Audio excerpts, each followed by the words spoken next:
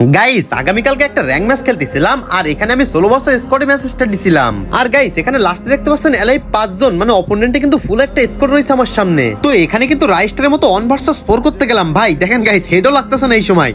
এ ভাই টিমিং করতেছে নাকি? এ ভাই ফুল স্কোর টিমিং করতেছে। দেখেন গাইস চারিজনই কিন্তু অভ্যেস করতেছে। মানে গাইস আমি ম্যাচের মধ্যে অনেকগুলো কিল করছি, আমার ভিভাস দেখছে প্লাস আমার পার্মানেন্ট গেটআপ দেখে কিন্তু আমার মোটামুটি ভালোবাসার মানুষগুলো আমার চিনে ফেলছে। গাইস সত্যি কথা বলতে যখন এরকম ভাবে টিম আপ করে কেউ ভাই আমার এত ভালো লাগে যেটা বলার বাইরে। তারা যদি চাইতো ভাই 4 জন মিলে কিন্তু আমার একা মারা কোনো বিষয় ছিল না, তারা কিন্তু আমাকে মেরে দিয়ে ইজিলি বয়ে নিতে পারতো। কিন্তু গাইস তারা কিন্তু আমার মারে নাই ভাই, তারা কিন্তু আমার সাথে টিম আপ করছে। আর এই 4 জন ব্যক্তি তোমরা কে ছিলা সবাই কমেন্ট বক্সে বলে যাবা।